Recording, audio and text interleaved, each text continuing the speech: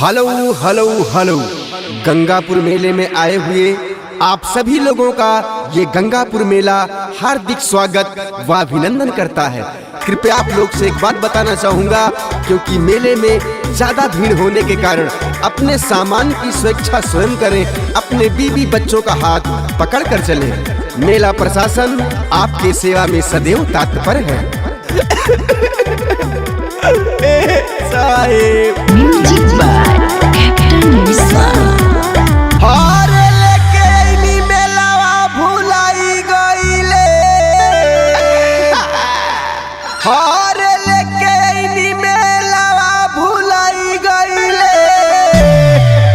यही मेला में सजनवा फेराई गईले, गंगापुर में सजनवा फेराई गईले।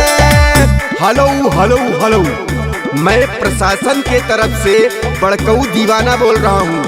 जो पूनम के पति को पहला फुसला कर ले गया हो साला, बुलाकर यहाँ पर पहुँचा दे। उनके पत्नी का रो रो कर बुरा हाल है मेले में।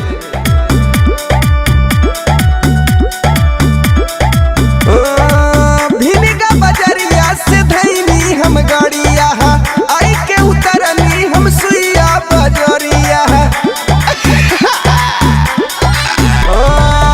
भिनगा बजरिया से धैनी हम गाड़िया, आई के उतरनी हम सुइया बजरिया। साहेब हमारो करजवा दुखाई गईले, साहेब हमारो करजवा दुखाई गईले। गंगापुर में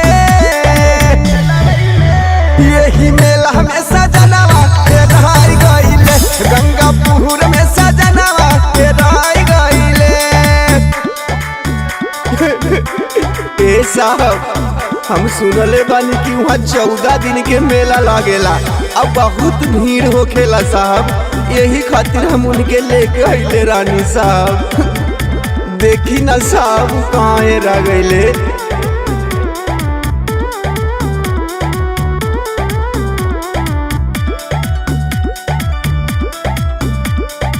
म्यूजिक बाय कैप्टन मिश्रा। लेके हम आइनी उनके दिन पहिया गाड़ी से, हाथ हमर छूटल नारायणपुर बाजारी में। लेके हम आइनी उनके दिन पहिया गाड़ी से, हाथ हमर छूटल नारायणपुर बाजारी में। हर लागत बाये साहब बिछड़ी गईले, लागत बाये साहब बिछड़ी गईले। यही मेला वही में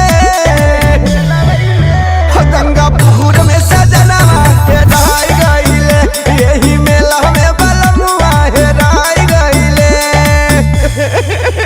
ए साहेब।